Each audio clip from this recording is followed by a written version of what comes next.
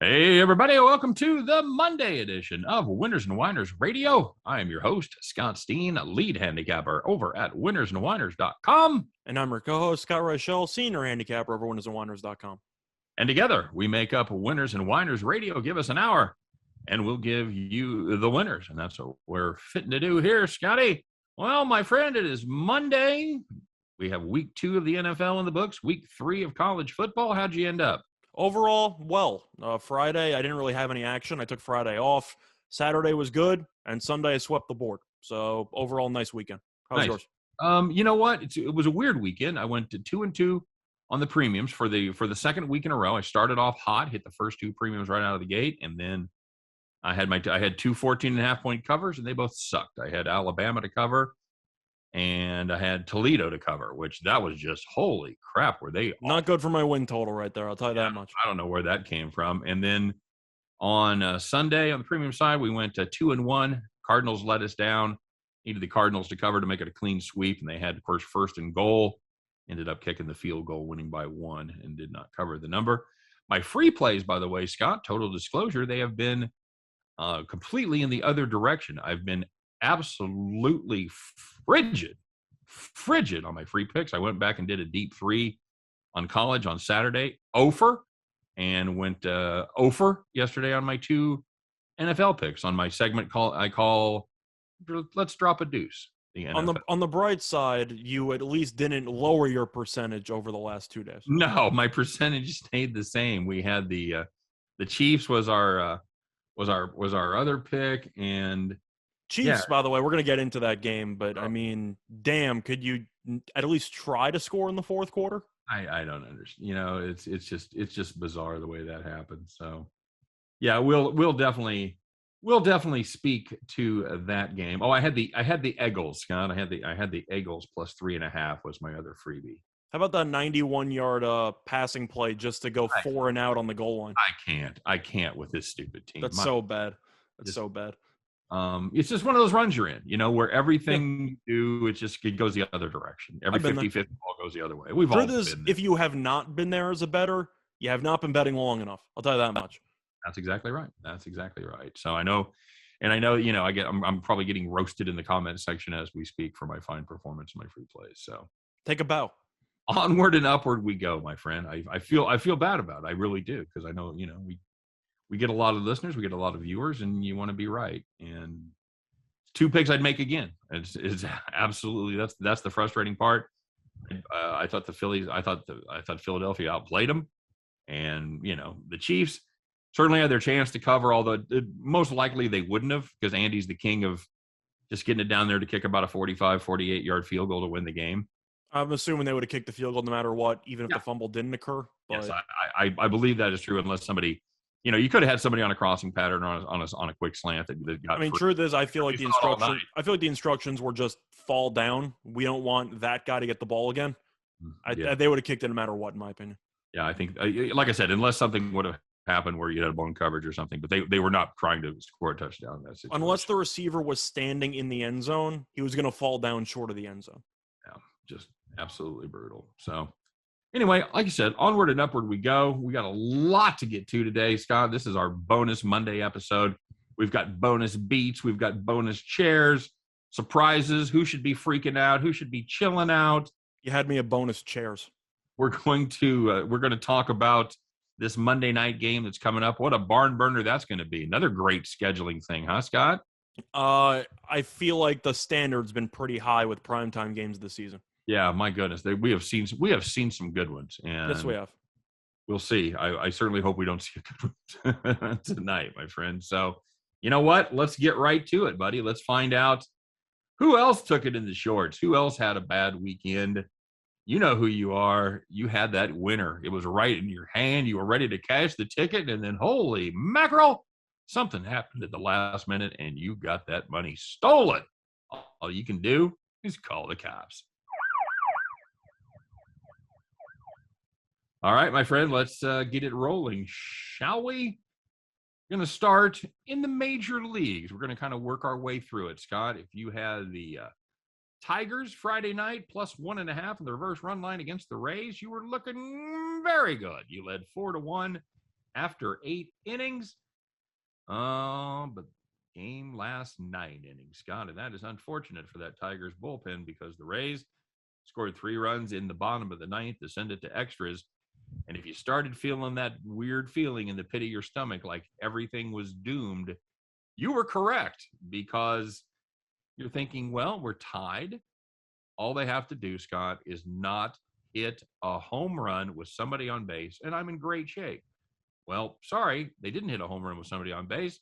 They hit a home run with 2 somebodies on base. 3-run walker. Tigers lose 7-4. If you had Detroit plus 1.5, I'm so sorry.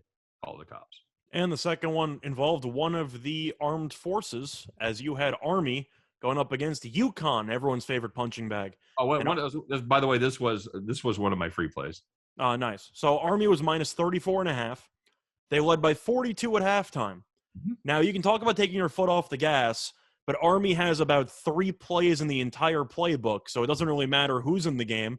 But anyway, UConn hung in there, and then UConn scored a touchdown on 4th and goal with 1:08 left, and Army only won by 31 points. I can't. 42 at the half. They're on pace to score 84 in the entire game. And then UConn outscored them by 11 in the second half. Just ridiculous. Hey, Scott, quick question. Who leads all of NCAA football in yards per attempt? Is it Army? It is Army. It's by a lot. They were averaging 17 yards. They'd thrown 10 passes for 175 yards going in. I believe they threw 4 passes for 100 plus, including 1 TD, which is what I called on my video. I said, I promise you there will be 1 passing touchdown in this game for Army. And there was. Not enough. Needed a couple more, apparently.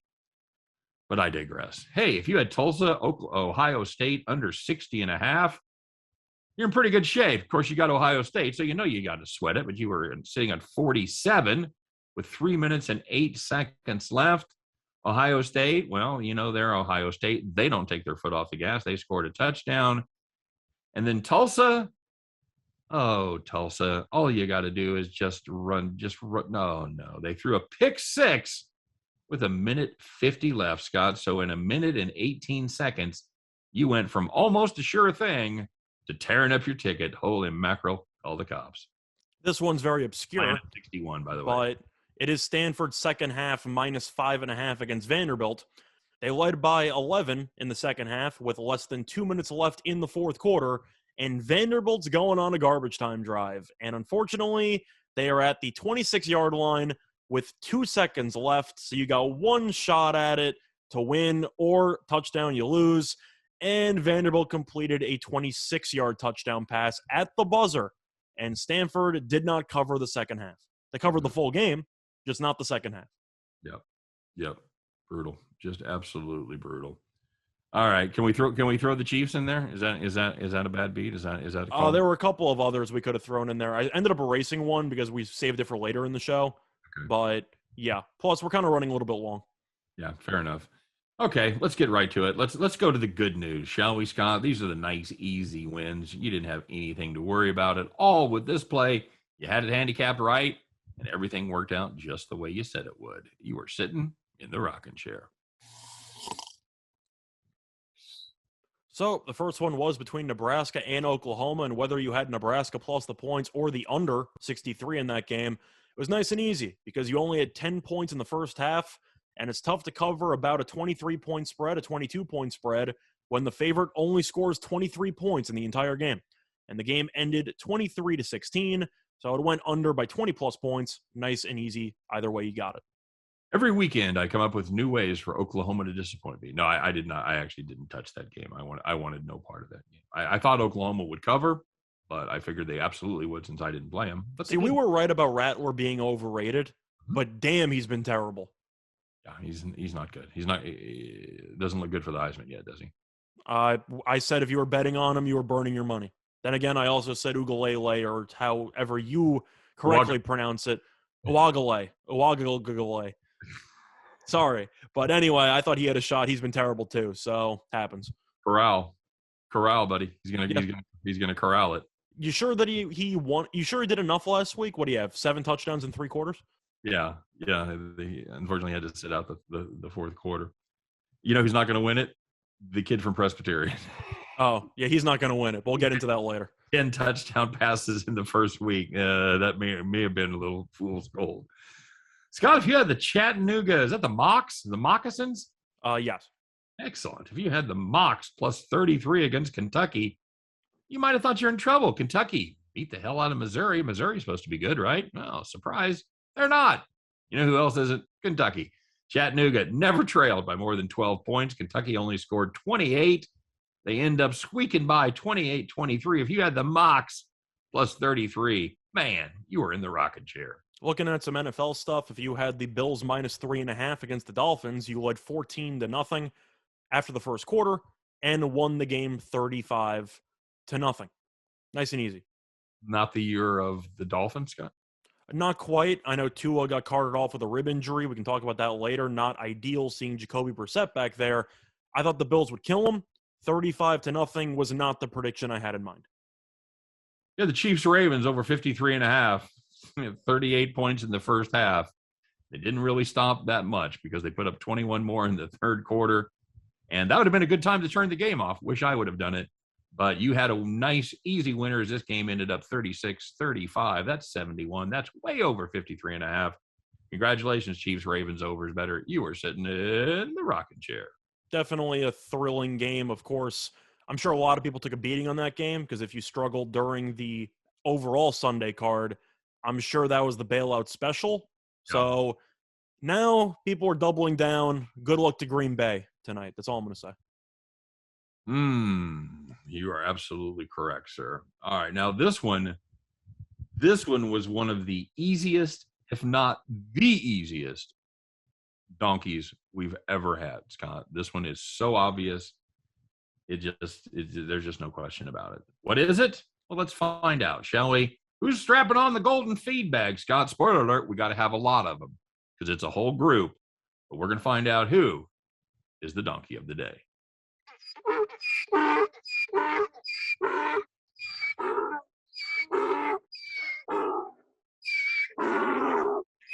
I really feel like we needed them all there. I didn't cut it short. That's fair. I respect that. We got a lot of different evidence points for this one. All right. You know what? I'm gonna let you do this one. All right. So for Donkey of the Day, we had a couple of options, but we really had no choice in the end. College football. It's a lot of fun when the players are making plays and when everything happens the way it should. However, officiating is something that you can never predict. And college officials, particularly the SEC crews in whichever games they were involved in, had a disastrous Saturday. And we're going to go through a couple of examples here.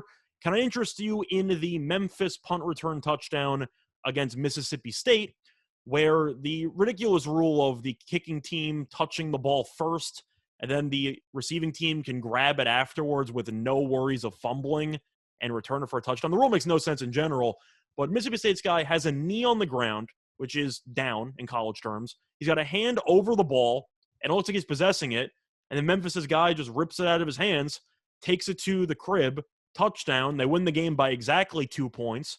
And the crew at the end says that not only was the play call questionable, but Memphis actually had a penalty on them, which would have canceled the play and actually given Mississippi State possession again. So not only did they fail on murking the guy down, but they also missed a call that would have given Mississippi State, I believe, a first down on the play. What was the penalty? I don't remember what it was. I want to say they had two guys with the same jersey number on the field. That's exactly right. That's exactly what it was. They had two guys with the same jersey number, which is illegal substitution or unsportsmanlike conduct? I believe it's illegal substitution, but I'm pretty sure that it would have been a first down for the yardage. So they butchered that. But that's the tip of the iceberg because you had two instances of referee, I'd say, debauchery in the Penn State-Auburn game. I don't think that word means what you think it means.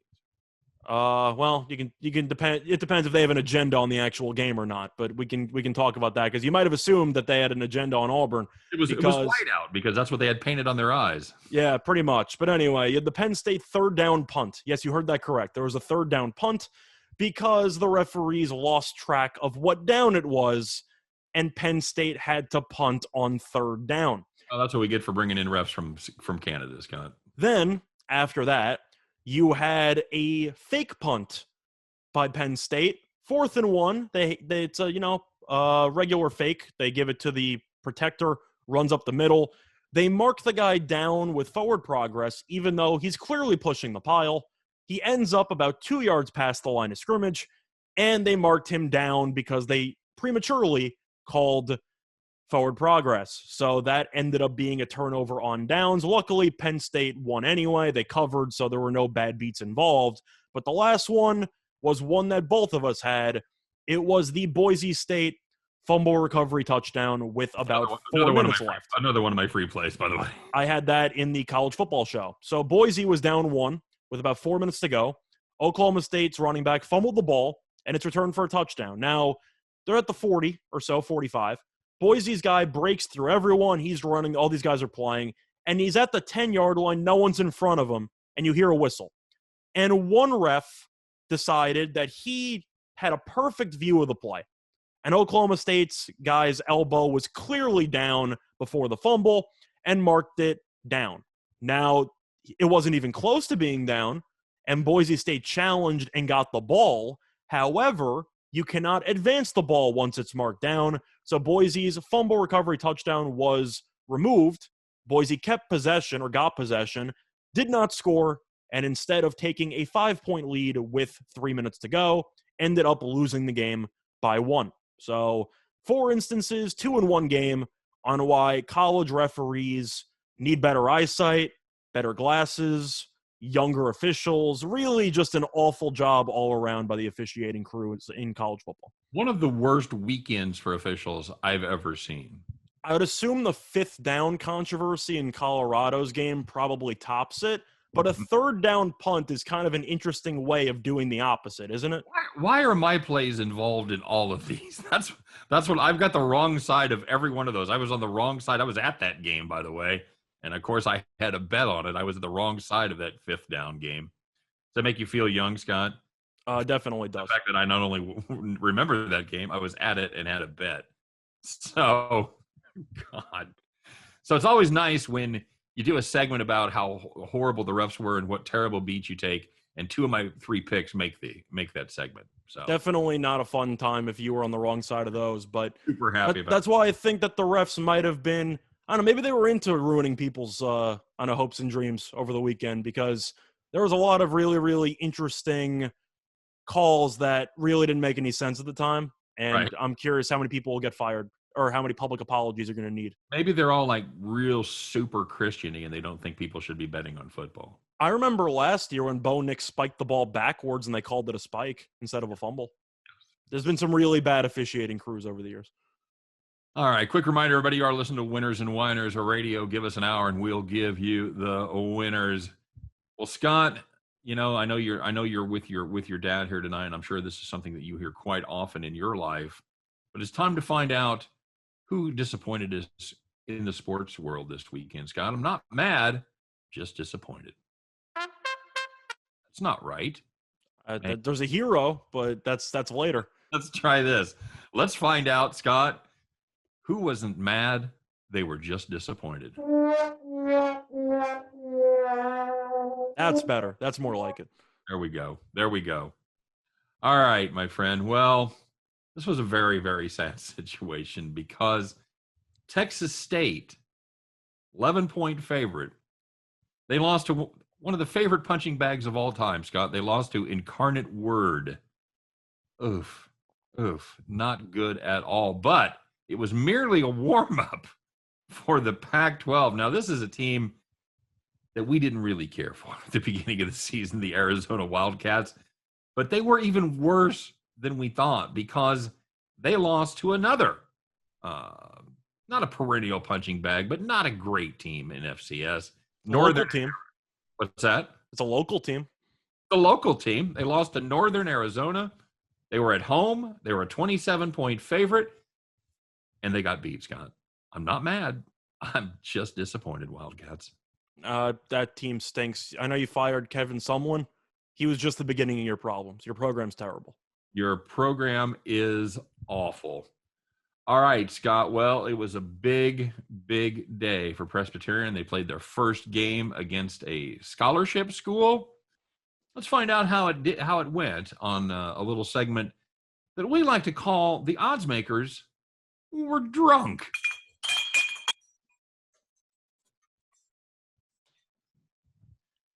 You know, we could actually do either side for this. There's a couple reasons they were drunk, but we're going to start with the fact that Presbyterian, the Blue Hose, Kevin Kelly, we talked a lot about him on our college show. He's the coach that never punts, finally got his job in college. He punted. He did punt. Presbyterian, by the way, had rolled up 150 points in their first two games. So that was, I believe they scored 84 and 66 is what had happened. So they played the Camels, you know, the Fighting Camels. And Campbell, 9.5-point favorite against Presbyterian. Refresh me, Scott. Campbell covered, right? I believe they covered 7 to 8 times over because they won 72-0. 72 to zippy, Scott. Presbyterian threw 7 interceptions. They lost 3 fumbles.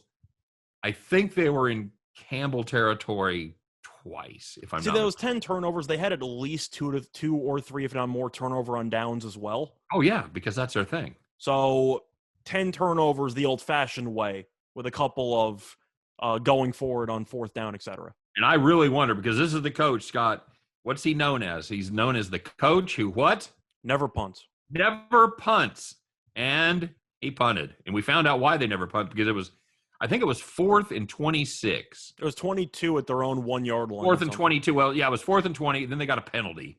So they go half the distance to the goal line. So it's 4th and 22. He decided to punt, Scott. Finally decided to punt. Puts a kid in there. I'm not sure if he just tapped some random kid sitting on the bench, because the punt went about 20 yards. Got it somewhere inside the 25-yard line. So not ideal.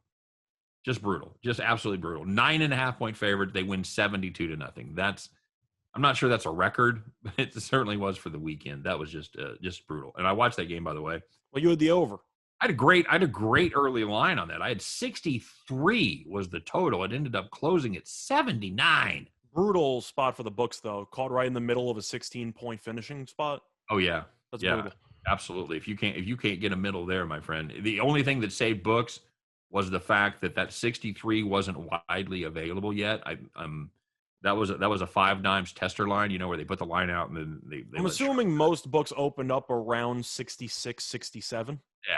Yeah, because so it's still a bad middle, but whatever. They put those numbers up there and they let sharps have at it, and then they know how to adjust their lines accordingly. They pull it off the board, and then when they put it back on, the number's a lot sharper. And that's usually where other books follow suit. Correct.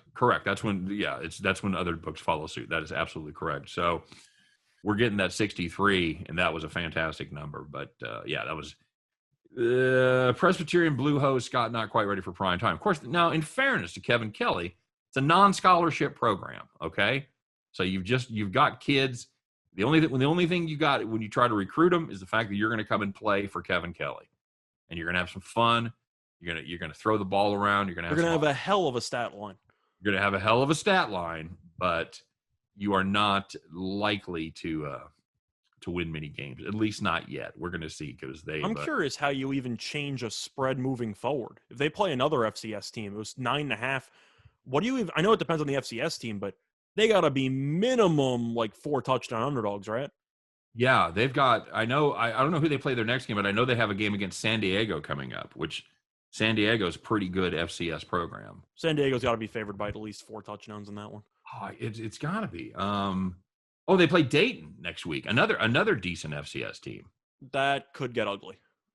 What do you do there? You just play team total over against them? The truth is, I don't think you can find a team total with FCS-only matchups. So that's something that's a little bit rare to find. But very good point, yeah. I think you're probably just looking at over, if you can get it. I mean, Dayton lost their last game to Southern Illinois 55-3, but they've won some other games, of course, in FCS. They didn't play last year. But, I mean, damn, if you have no scholarship players and you never punt, if the other team's even competent, you're going to get destroyed.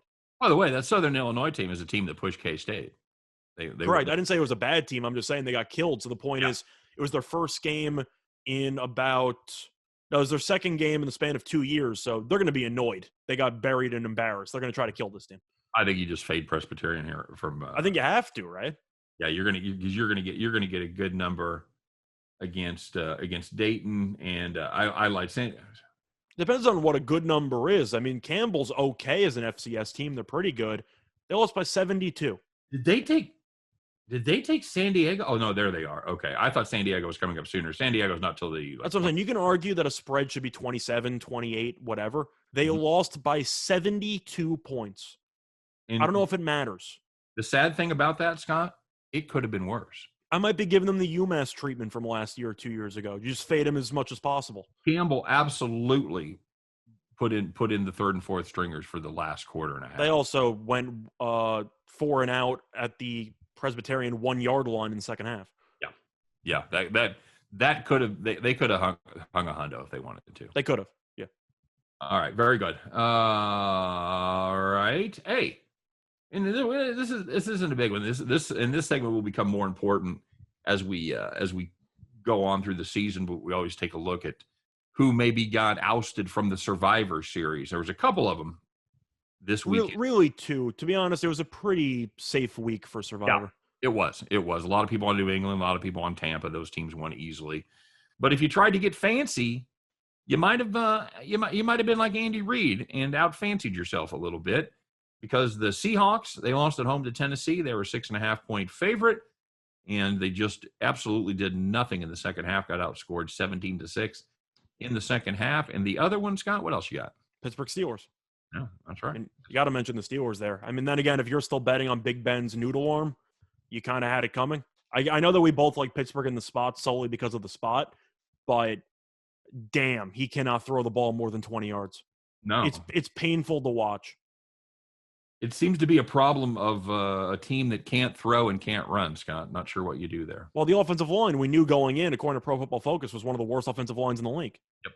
So absolutely showed that. No question about it. So, yeah, if you had the Steelers or the Raiders trying to get fancy, trying to save those good teams for down the road, for you, my friends, there is no down the road. You have been voted off the Survivor Island. I'm hoping to go a long way, but what's your style with Survivor? Do you like to use the obscure teams first and save the good teams for later, or use the good teams first? I like to use the good teams first, and then hopefully I will be able to be a little fancy down the road as the teams start to reveal themselves. I'm the same way. In most cases, I had New England personally because I just knew that Zach Wilson was going to get embarrassed against Belichick. Yep. The rookie quarterback angle against Belichick is disgusting every year, and it cashes every year. Now 10-1, sir. Yep. The one rookie to beat him, do you know who it is? It was Tua, wasn't it? It certainly was. Tua Tagovailoa. It's Tua. That's right. It's Tua. Tried to get out over my skis there, and it didn't work out well. All good. Tagovailoa. Do we not have? Oh, we don't have any sound effects for this next segment, do we?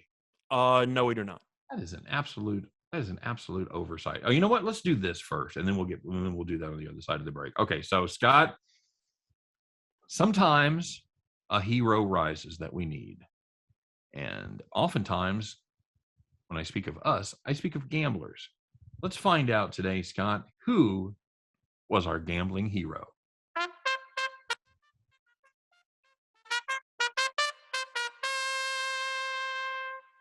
Beautiful.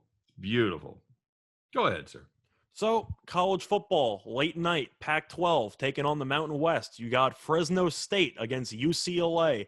And Jake Haener, quarterback for Fresno, put in a Byron Leftwich type performance where his teammates were basically carrying him around for the entire game because he hurt his hip in the fourth quarter, yet led his team to 2 fourth-quarter touchdown drives, including the game-winning touchdown drive, and he got the ball with less than a minute left. They beat UCLA.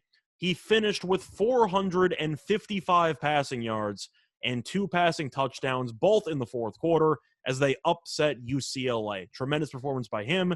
And Fresno, they might be one of the best group of 5 teams around. They're good.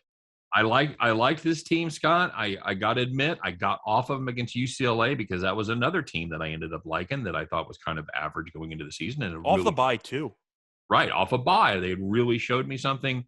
I had UCLA there as a personal play to cover, and of course that went about as well as my free plays did. Quickly saying, if you can find a Fresno to win the Mountain West line, I would take it. I was so disappointed in myself because I've been on this Fresno team for 2 months now and talking about, bringing everybody back, how good Haener is. He's not appreciated. It's not going to be a great price now, but I think this team could beat Boise. I think this team could beat San Jose State. This team, in my opinion, is the best Mountain West team. I think you're probably right. All right, guys, let's take a look at some other things. We've got more to come, guys. Stay tuned because we'll be right back after this quick break. All right. Cool. I was so pissed at myself for getting off of Fresno State. I just should have stayed away from that game. The team is so fun, by the way. Yeah. They're so fun. Hey, I never liked Haener in the previous years just because whenever I watched him play, I thought there was a little bit more. Yeah. Showed me a lot of heart. I think Ronnie Rivers has NFL future. I think he'll be a preseason running back, maybe a second stringer in the league. They got a couple of good receivers, though. Cropper's good. You and I disagreed about Haener. I tried to tell you he was good. Yeah, you were right about him. I loved Ronnie Rivers, but Cropper's just a good receiver. That guy could play in the NFL. Here we go. All right, everybody, welcome back to the second half hour of Winners and Winers Radio. Give us an hour, and we'll give you the winners. Scott, before we move on from Gambling Hero of the Day, I have a hot take for you. Fresno State, best team west of the Mississippi? They could be. I think BYU is probably better, but I think it's close. Okay. All right. I think it's close, but of course, you've got west of the Mississippi. You've got all the Texas teams, so they may not be better than A&M. That's the thing, though, is you're looking at A&M too. But the point is, you're looking at Fresno and saying they brought Oregon to the wire, and they ended up beating UCLA. However, the Pac-12 completely fell apart, and Ohio State struggled with Tulsa for 3 quarters. So I know Oregon won the game against Ohio State. Impressive. Ohio State might just not be as good as they usually are. So I'll wait and see about that. Okay, fair enough. Just throwing it out there. Food for thought. All right. So before we get to our picks, let's talk about one more thing. And this is always, of course, this is week 2 in the NFL is always overreaction day, and that's we had some of that, and then we had some teams that kind of showed us who they were. So it's fine. It's time to find out, Scott, who should be freaking out and who should be chilling out. I can't believe we don't have music for this, but we don't. So first of all, I'll start. In a game on Sunday night that most of you probably saw, Kansas City Chiefs and the Baltimore Ravens. Everybody talks about the Chiefs' offense, how good Pat Mahomes is, and all of that turned out to be incredibly accurate. However, this Chiefs defense, Scott, they were beyond awful. Gave up 251 yards on the ground, 490 yards total. Can a team with a defense that bad really have serious championship aspirations? I'll let you go first. No, that's my question to you, Scott. I know. I was going to let you answer that because I feel like you have a rant coming. Oh, I do. My rant is no, not without fixing that defense. See, here's the thing. Do you think they have to fire the coordinator? You think Spagnuolo's gone? No. You think it's solely based on just a lack of quality personnel? I do. I don't think it's schematic. Although I'm just curious if there's an overreaction where you, of course, use the coach as a scapegoat instead of admitting that the players aren't good enough. Not generally the style of Clark Hunt and general manager Brett Veach. It's not a midseason. This is not a midseason fire team, and you certainly you can't have a team that goes to the Super Bowl 2 years in a row and then fire your DC 2 games in. I agree. I'm just saying. I'm sure some people are calling for his job, so there are probably whispers going on. We've talked about this in the past, Scott. With all these coaching changes, the question is, who do you replace him with? And when a defensive coordinator is the job you're talking about, you have to wonder about who you replace him with and what system they're going to run. And are you going to change systems after the second week of the game, or second week of the season? Yeah, none of that's going to happen. It's just something we're going to have to live with and hopefully correct. But the Chiefs, you and I talked about a little bit before the show, and I'll share the information with you if you don't know. The Chiefs were 10-1 last year in 1-score games. And that is not sustainable. If you're a stat nerd like Scott and I are, you know that should be roughly around 50-50. It's very similar to one-run games in baseball. It's going to average out, and 10-1 is not sustainable, and you leave yourself with no margin for error, and that's exactly what the Chiefs did on Sunday night when they had the opportunity to go down and win the game. Everybody's used to the Chiefs just marching right down there and doing their thing, kicking the game-winning field goal as time expired. And when you leave yourself no room for error and you make an error, you end up losing the game. And that's exactly what happened. I don't know that I've seen a lot in the AFC to worry me as a Chiefs fan yet, but that defense is troubling, and there has to be some things fixed because they're not. It's not a situation like Baltimore where you're missing a bunch of guys and you've got excuses. We're missing one guy, Scott. We've got Willie Gay, who's a linebacker in there, good young linebacker because he's a sideline to sideline guy. He ain't going to make the difference between 251 yards on the ground and 120. Something has to be done. I think that's a fair point. The way I'm looking at it is that the Chiefs, in my opinion, are still the best team in the AFC. Cleveland, people making arguments, a top 5 team in the AFC, top 4. They still won the game. It was close, but they won. Baltimore is a very unique team that has a system that nobody else can run because Lamar Jackson isn't like any other quarterback in the league. So I think that Baltimore might just be a decent matchup for Kansas City this year because the ground defense is so bad and no other team can run the ball like Baltimore can. But if you want to talk about the Bills and all these other teams, I would still pick the Chiefs. It's not like anybody's going to pick another team against the Chiefs in the playoffs. You just assume the Chiefs will figure it out. Having said that, I do think going into the year, I had Tampa versus Kansas City and Tampa winning.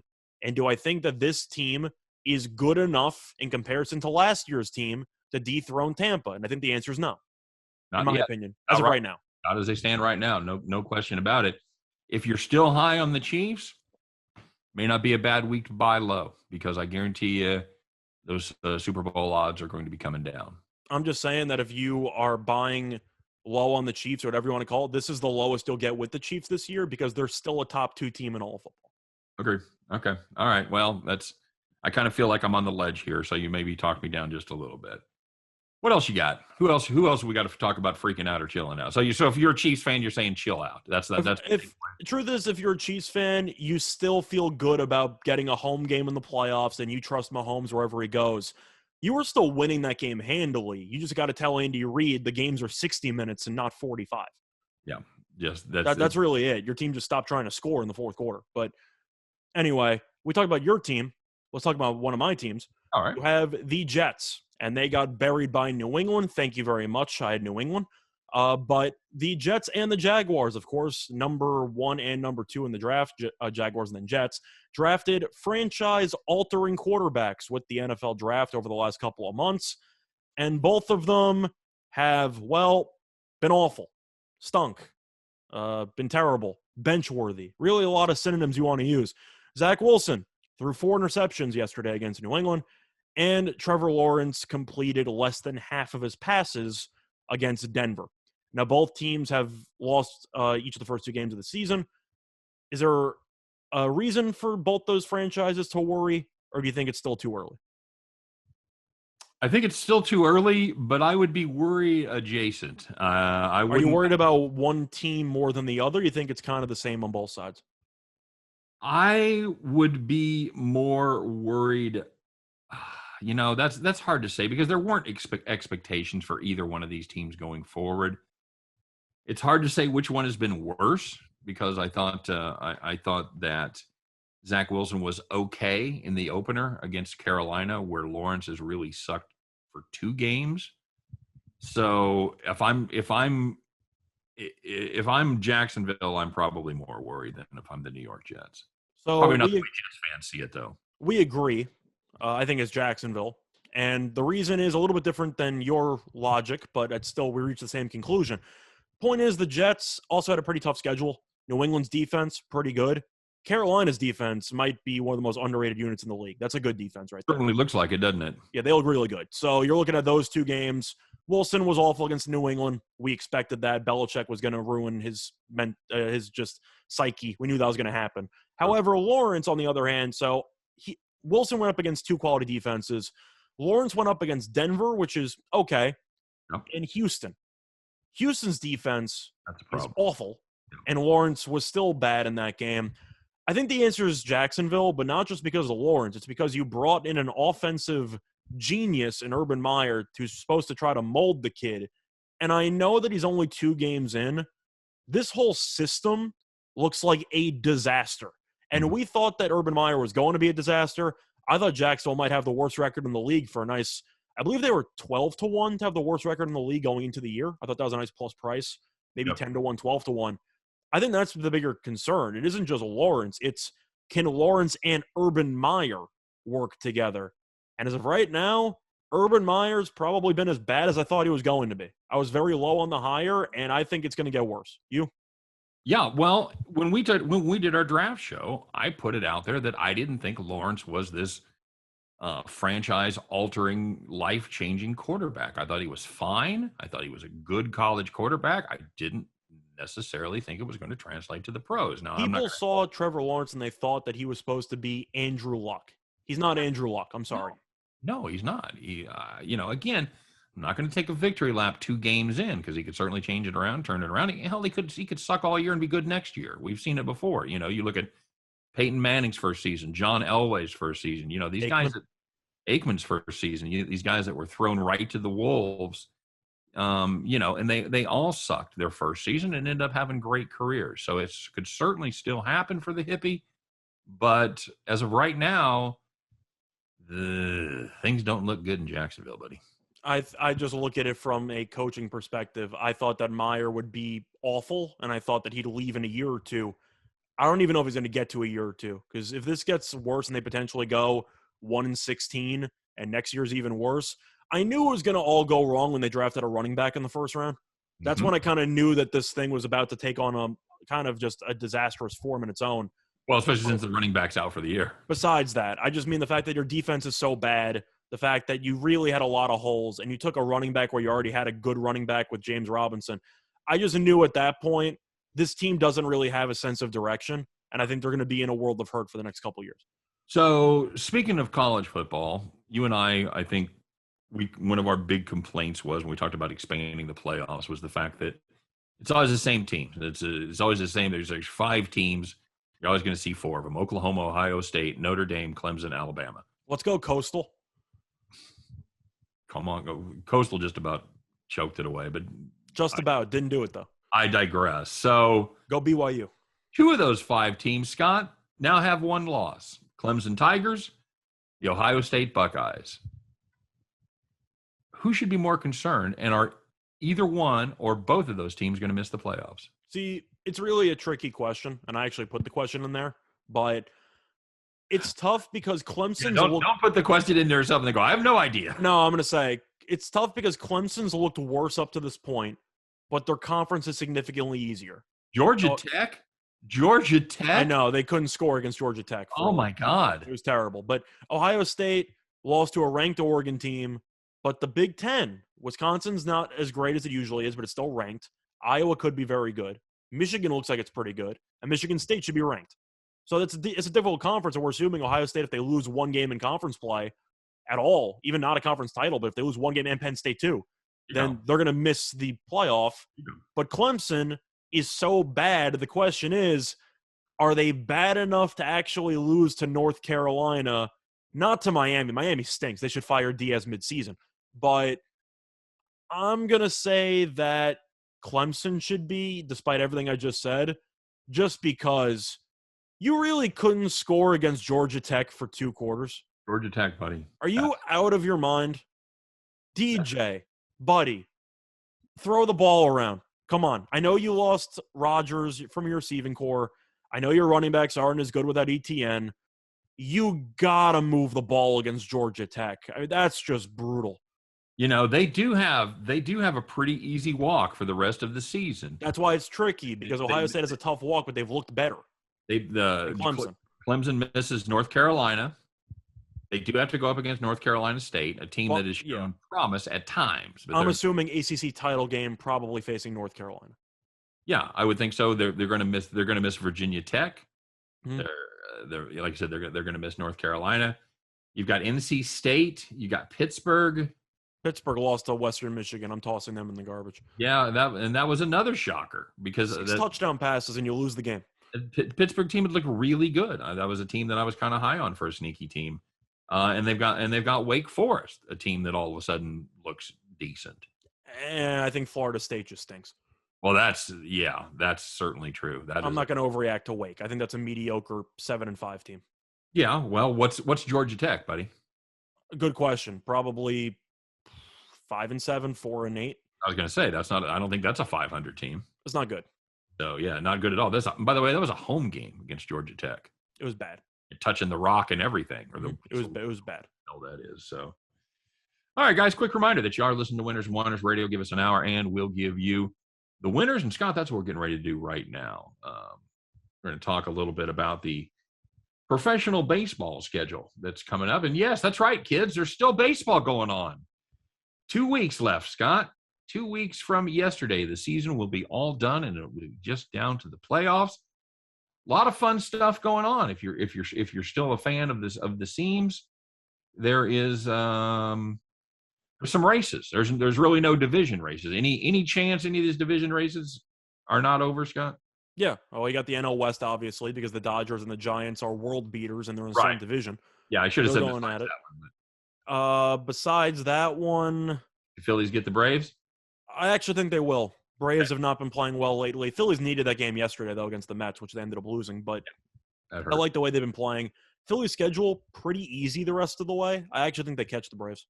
All right. Well, screw you, because I've gotten my Braves ticket. So thank you. I appreciate that. You asked me a question, I'm answering. Yeah. Are you thrilled with the way the Braves have played lately? 4-6 last 10. Phillies are 5-5. That was a huge game yesterday. But like you said, it's an easy schedule for the Phillies. Put it this way: I'd rather be the Braves right now than the Phillies. I'd rather be 2 games up with 15 to go than 2 games behind. It's true. I'm just saying, comparing the schedule, the Phillies should hypothetically at least tie the Braves at some point. Yeah, this is a Braves team that definitely got some challenges left, Scott. They've got 4 with Arizona. They kind of need to take care of business there, but then they get San Diego, then they get Philly, and then they get the Mets. So that's likely a division that's going to be decided the last week of the season. Yeah, the Mets might be dead by then, so it depends if the Mets want to play spoiler or not, but those games against Philly are important. That was a brutal loss, though, on Friday night. You're 1 strike away from beating the Giants, and you give up a pinch hit home run in the 9th.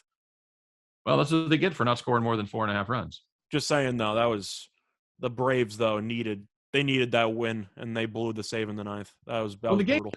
The game that I'm most interested in seeing tonight, Scott, is our new presumptive favorite for the American League Cy Young, as he goes up against that's Robbie Ray, by the way, for those of you that are new to the show. He goes up against Shane Baz. And if you don't know Shane Baz, he is a guy that is a great prospect that people in Tampa Bay have been clamoring all year for him to make an appearance. And he's going to make an appearance. Scott is going to get his first major league appearance against Robbie Ray. Are they overvaluing this kid a little bit? Because the number on Toronto, by the way, a team playing pretty good baseball right now, Robbie Ray, you can get him minus 122 at a couple different spots. You can get him at William Hill. You can get him at the Westgate, minus 122. Pinnacle's got him minus 126. Is that a bargain? I think it has to be, just because you don't know what you're going to get from the brand new rookie pitcher. And Ray, of course, has been the best pitcher in the AL this season. Toronto's been good. Tampa hasn't really been playing great ball lately. They lost 2 out of 3 to Detroit over the weekend. So I think it is a bargain. I think that Baz is going to be really good. I think he might win Rookie of the Year next year, but that's next year. Now he's facing off in his first start against one of the best offenses in the league. And Ray, didn't he just beat Tampa last week? So I think that there's value on Toronto at the current number. However, I actually like the first 5 under. I think Baz is going to pitch pretty well. I think you'll see runs at a premium. Baz, maybe just because he's a top 20 prospect in baseball, but I think that he's going to perform decently here, and I think Ray's going to pitch well. So I'll go with the first 5 under. Yeah, and you and I talked about that when we were doing our show prep today. It usually goes one of 2 ways for rookies, no matter how highly touted they are. That doesn't really seem to factor in too much. They're either going to go out there and be really good because nobody has a book on them, nobody knows what they throw in situations, or they're going to be overmatched and they're going to stink. So that's get a live bet after the first 2 batters that Baz has. It's not a bad plan. If you want to play this game, I like taking Toronto. I think there's good value, but if you want to hold off and watch and see if Baz just has wicked stuff and nobody can touch him, and then make a live play, you can certainly do that. I don't hate your first 5 under either. As long as we can get it 4.5. Full game total is 8. I got a bad feeling we're going to be looking at a juice 3.5. I don't know. I think it'll be higher than 3.5. Well, I mean, I don't know what you do with it because it's not going to be 4. Most are on the half, and I just don't know with these two pitchers if you're going to make it 4.5 in a game with a total of 8. If you don't do any whole numbers with 4, it's probably a heavily juiced 4.5 under or a Right. decently juiced 3.5 over. Yep. I think it'll be 4 flat for those books. But in the Trop, at the end of the day, I think there's multiple ways to win the first 5 under. Baz could pitch well, and you could end up winning. Or Baz struggles, they pull him somewhat early, and Ray pitches a gem. You have a couple ways to win it. Yep, very good. Trying to see. I'm trying to see any other games that are relevant here. Tyler Anderson going against Sean Manaea for Oakland as Seattle tries to not let their postseason hopes just fade away. I believe they're 4 games back of the wild card spot right now. 2 teams that are trying not to let their wild card dreams fade away. Scott, who you got here? A big number on Oakland minus 160. Tyler Anderson's pitched pretty well for Seattle since coming over. You see any value on the Mariners in this spot? I do. Oakland, I know they took care of business against the Angels. Congratulations. That's what you're supposed to do. However, looking at the Mariners, I know this team is still in the hunt despite the awful run differential. But if you want to look at the head-to-head numbers, Seattle is 8-4 against Oakland this season. So you're getting an 8-4 team head-to-head. That's roughly going to be plus 140 something. I like the value there. I feel like you kind of have to look at Seattle. You? Yeah, I'm the same way. I'm always looking for value. Do you buy into head-to-head? I think you have to, because especially for division matchups, because these teams know each other so well. Yeah, I think it's certainly not going to be the main factor, but it certainly has to come into play. Especially, it's different when you have 6 meetings in a season, 5 meetings in a season, and there's not enough of a sample size. When you play 19 games against each other, you know everything about the other team. They're 12 games through in Seattle. The underdog is 8-4. So I think there's value automatically on the underdog here. Okay, good enough. I'm looking at Atlanta with Yanoa going against Humberto Mejia and the Arizona Diamondbacks. I think Atlanta on the run line is good play. There should be somewhere in the neighborhood of minus 110 or so, maybe even money, depending on where you get it. What would you expect for a team total in that for Atlanta? 5.5? I would expect, well, it's either 9 or 9.5, depending on where you get it. So I would expect in a normal situation it to be 5.5. Now, whatever you're going to find it, what is that, BetMGM? Yeah. It's got the ridiculous numbers. It'd probably be 4.5 at BetMGM at minus 120 or something. But I'm assuming for most scenarios, 5.5. yes, I would agree. I don't hate the team total over there. You get 9 at bats. I probably like the run line a little bit better. Give me the opportunity to pick up that 4-1 victory. I'm actually looking at Arizona for this one, Really? just because of the fact that Atlanta has just been awful lately. I know that you're holding on hope and you want them to win because of the division. Good win against the Giants yesterday. They are still 1-4 in their last 5. They really have not been playing good ball. I think that Atlanta should win, but I think they're going to be overly priced as favorites. And I'm not really a fan of how they're playing because, as we know, baseball's pretty streaky. Arizona's a lot more competent at home than on the road. Still awful either way, but I don't know. I think Atlanta's going to be too big of a favorite. I'll look for the value with the dog. Okay, very good. And this is, yeah, I could be wrong. I just don't see any value on the Braves. In this game, you don't see value there? I don't, because then again, I don't have a line in front of me. But okay. I also got to wonder when the books start to factor in the motivation angle. And you start seeing, like in hockey, when you have minus 400 favorites on the money line because a team needs to win. You're going to see that priced in with baseball. The Braves need to win. They have something to play for. Oakland has something to play for. We're not there yet, though. This is who else? No, but that's the point. I'm asking, since I don't know what the line is, I'm curious, when does that point start? I just told you what the line is. No, but I didn't hear. Wait, what did you say what the line was? I just told you what the line is. It's like minus 160. Run line should be somewhere around minus 110. You know for a fact it's 160? Yeah. Sounds a little low. I figured they were going to be around 200. Westgate has it at minus 168. DraftKings has it at minus 145. I'm sorry, what? 145? 145 is what DraftKings has it right now. Okay, well, that changes everything, okay? Like, I assumed that it would close Atlanta minus 190, minus 200. Oh, okay. Well, it still might. Yeah, so if I'm going by closing line, it's Arizona, but at 145, it's pretty tough to pass on the Braves. Yeah, I kind of evened it out there. They were going to be somewhere in the neighborhood of one. I didn't hear you mention the line before, so sorry about that. It's all right. It's only an hour, and I wouldn't expect you to pay attention for the whole 60 minutes. I checked out about 20 minutes ago. I know you did. After we stopped talking about football, Scott's gone. Anything else on the baseball card get your attention before we go to our Bet the Farm? Yeah, pretty tricky with the lines because it is a doubleheader, but I'm looking at McKenzie for game 2 against, or game 1. I'm not even sure when he's pitching at this point because I've heard multiple things. Right. But McKenzie has been otherworldly over the last month and a half, and Cleveland won 2 out of 3 against the Yankees. More importantly, they actually scored a couple runs for once, so good for them. And Plesac's not on the mound, so they won't get no hit. So I'll look for Cleveland. You?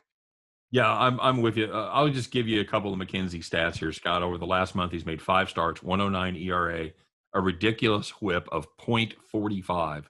So that basically means he's given up 3 base runners per start.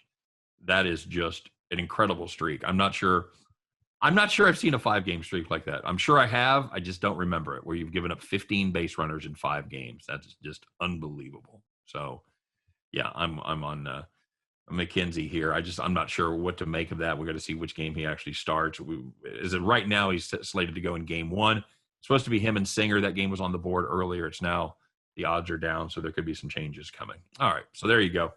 Hey, Scott, let's do it, man. We put our heads together. We've come up with a play. And, we're doing it not just on some obscure baseball play. We're doing it on the main event, baby. It is time to put on your straw hat, climb up on John Deere, and fire that sucker up, everybody. Get ready to bet the farm.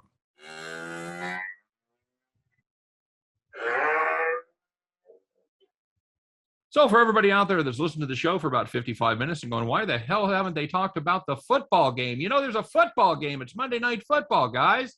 Yeah, we know. We're aware. It is the Green Bay Packers hosting the Detroit Lions, and that is going to be our play of the day in Bet the Farm. We've got the Lions Packers over 48.5. That's available -110 at DraftKings. A couple of fun stats here for you to get rolling. Lions allowed 41 points last week to the 49ers.